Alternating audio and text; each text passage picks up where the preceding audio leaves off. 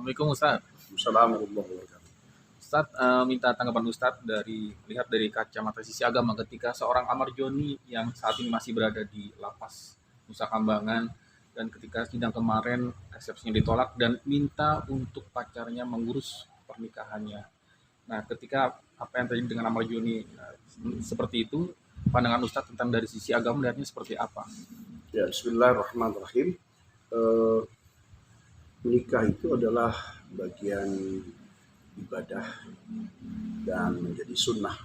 Walau dalam Islam itu menikah itu bisa hukumnya bisa wajib, bisa sunnah, bahkan bisa makruh.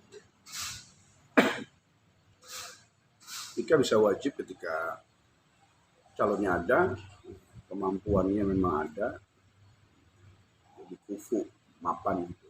Mapan itu bisa tidak harus kaya, artinya cukup untuk bisa membiayai dan menafkahi. Kemudian ada keinginan dia untuk melaksanakan, dan yang keempat, kalau ditahan bisa berdosa, bisa dia melakukan zina dengan siapa, maka jadi wajib. Yang kedua, nikah bisa jadi sunnah ketika calonnya ada, kemauan ada, kemudian juga dia mampu melaksanakan dan menafkahi. Ketika ditahan dia mampu, ketika menikah sunnah. Calonnya ada, kemampuan nggak ada, kemauan nggak ada, dan memang tidak ada ekspresi, jadi makruh itu. Tergantung situasinya dan keadaan. Nah, yang akan atau diniatkan oleh Ahmad Zoni dalam keadaan sedang terhukum dengan kasusnya, ya ini sebenarnya bagus ada niatan itu untuk dengan tujuan mungkin ada tanggung jawab, kemudian juga ada kemandirian dan mungkin memperbaiki dengan menikah. Dan luar biasanya adalah calonnya mau menerima keadaan seperti itu sudah luar biasa. Kita khususon ini betul-betul pengen ibadah dan pengen lebih baik. Itu dasar daripada hukum daripada menikah.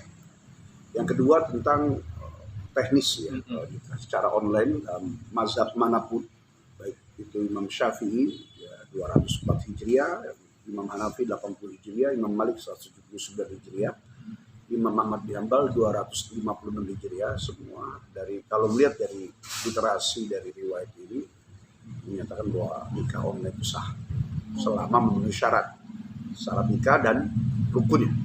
Rukunnya ada 5. Pengantin laki, pengantin perempuan, 2 saksi, 1 wali, dan ijab kabul. Ketika ini 5 ada, ya maka sah nikahnya. 1 kurang tidak sah. Kemudian syaratnya ada syarat tambahannya, yaitu komunikasi yang tidak terputus. Kemudian syarat-syaratnya dipenuhi seperti surat-surat kepada urusan keagamaan di KUA. Kemudian juga memang tidak melanggar atau tidak menabrak apa yang dia alami sedang berada di sebuah tempat namanya lapas. Gitu. Jadi syarat tambahannya itu 3 tadi. Nah, ketika ini mampu dilakukan, maka insya Allah menjadi sunnah sebagaimana disebutkan dalam hadis Nabi itu ya.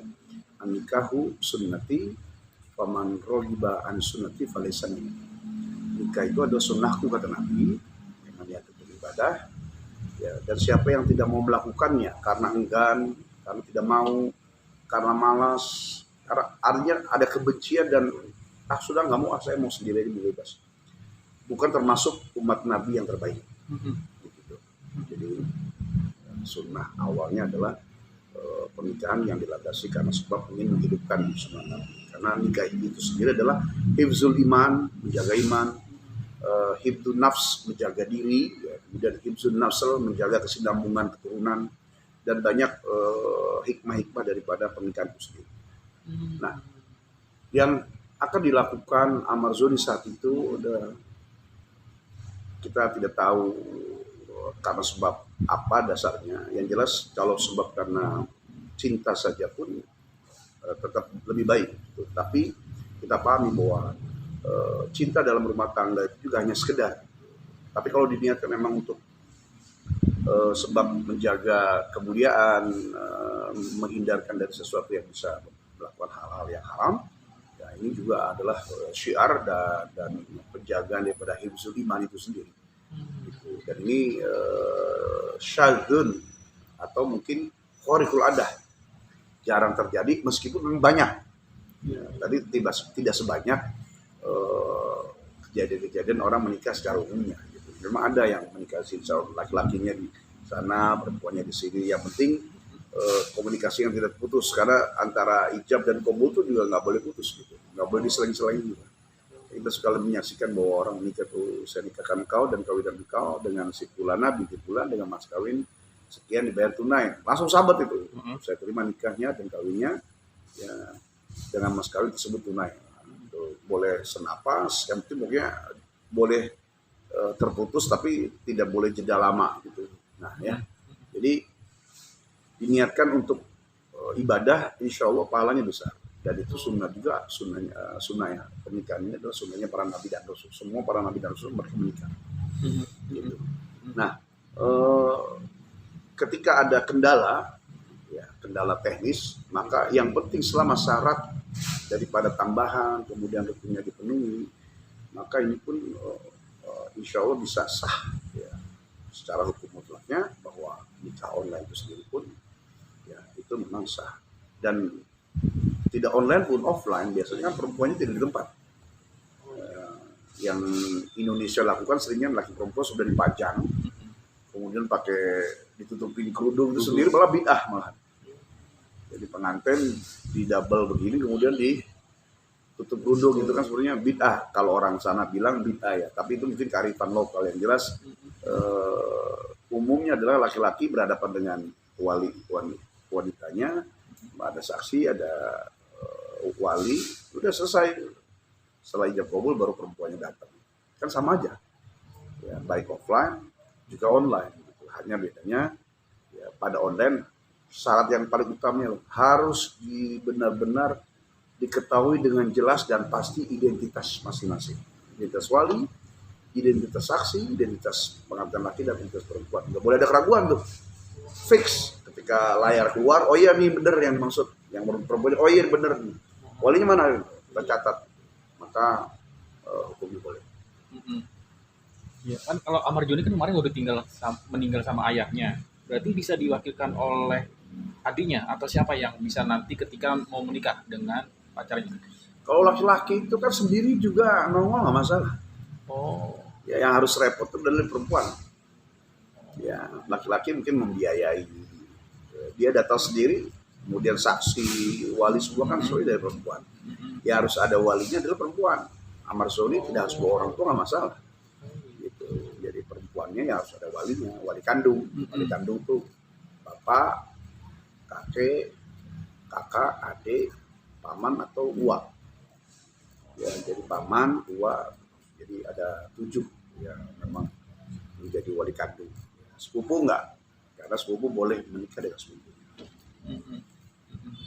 Itu dari kacamata tetap ini, maksudnya sama halnya dengan offline ya, secara kedudukan pernikahan secara online itu. Iya, pertanyaan tinggal satu doang nih, ketika syarat yang utamanya adalah dipastikan memang sudah jelas identitasnya. Identitas itu tadi. Ya, identitasnya jelas. Oh ini memang Amar Zoninya ada, kemudian juga wanita juga yang dimaksud adalah ini.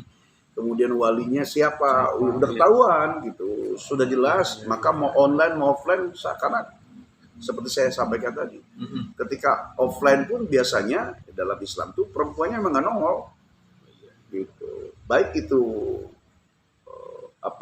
kumpul walinya dan saksinya itu ada di seberang bersama wanitanya, atau wanitanya yang di sana sendirian, yang ada di Amar Zoni ini misalnya wali kandung perempuannya, saksi dari kedua belah pihak atau satu belah pihak tapi jumlahnya banyak, lebih daripada 2.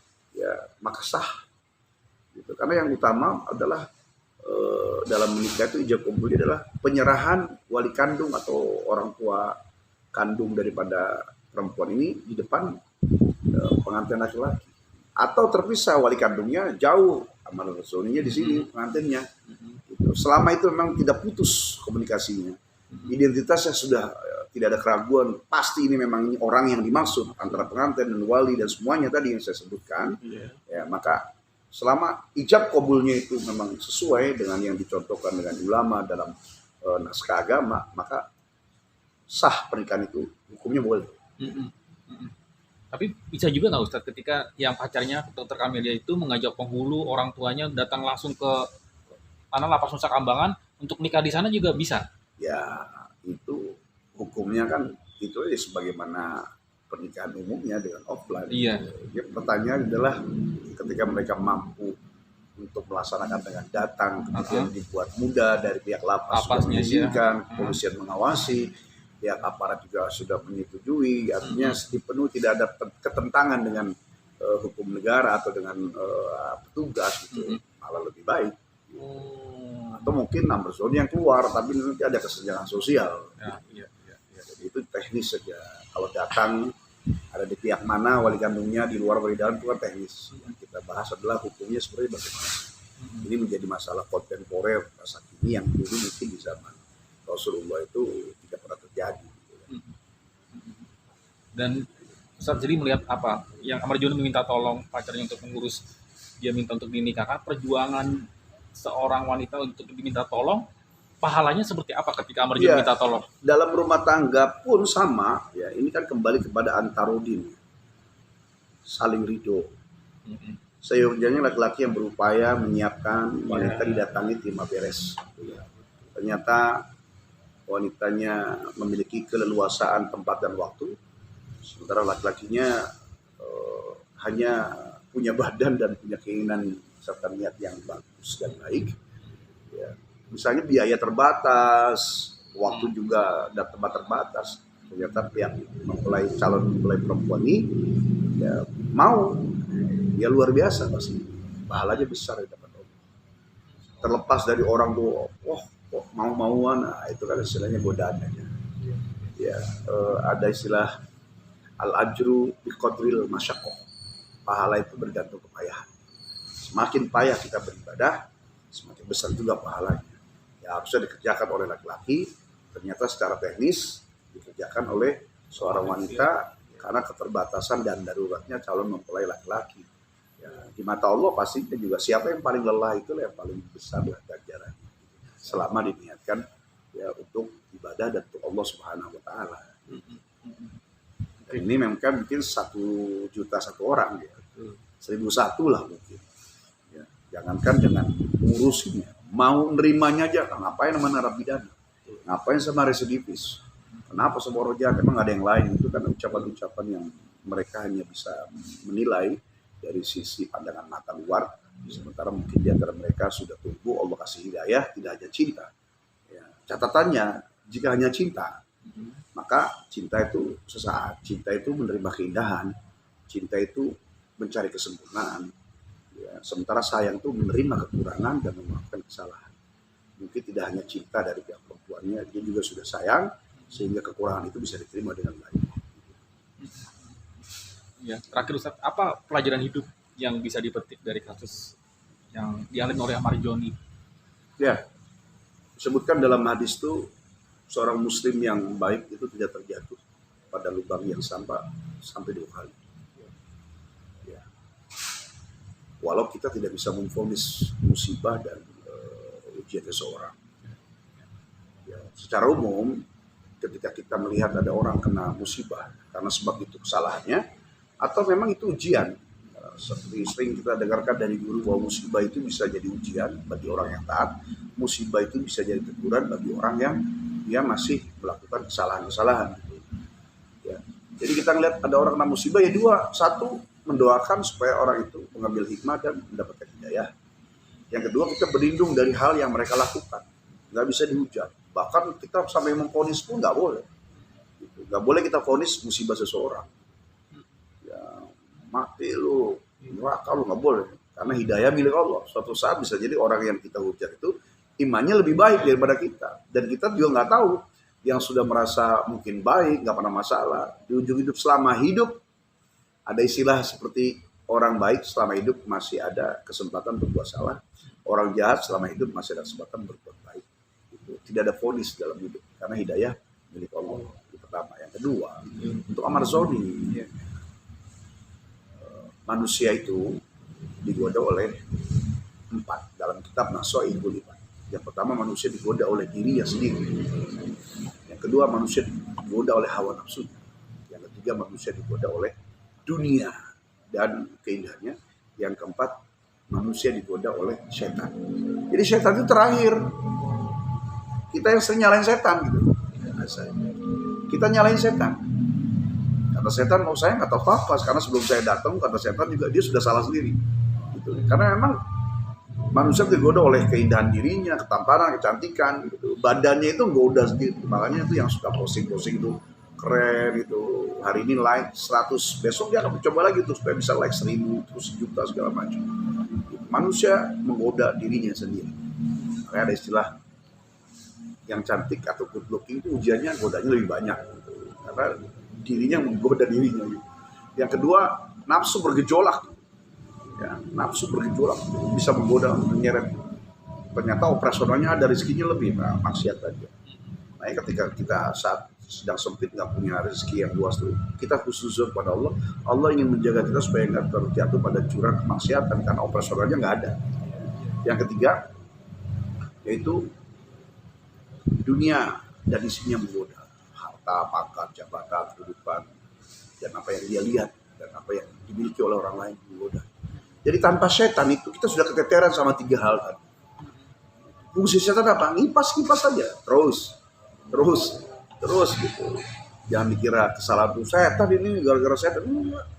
Manusia tergoda sendiri. Ada lagu Dul Sumbang, kenapa yang ganteng ternakal, kenapa yang nakal ganteng, atau kenapa yang cantik ternakal, kenapa yang nakal cantik. Itu sebenarnya kan sebuah satir aja. Ya, meskipun banyak di luar sana orang yang cantik soleha, tapi memang 1001 tadi. Gara-gara cantik ada aja gitu. Kalau diajak kuat ya digoda orang. Ya, kalau dia nggak digoda orang, diri yang goda sendiri. Ada orang yang tidak digoda oleh orang, tapi dia bertingkah sendiri. Itulah dunia.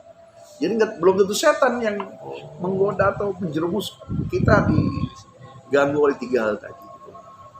Nah, jadi artinya untuk siapapun gitu, kita tidak terlepas manusia al-insan makhluk fatwanisya. Manusia tempat salah dan lupa. Ketika sudah salah sekali, ya maka jangan terulang lagi gitu kan. Contoh seperti kita naik motor, nabrak lubang di situ jatuh. Maka kalaupun jatuh jangan di lubang itu juga. Nanti orang lihat, bahkan kemarin udah jatuh di situ. Kenapa situ lagi? Orang pasti keluarnya kata-katanya bodoh lah, kolol segala macam. Termasuk pada perbuatan demikian.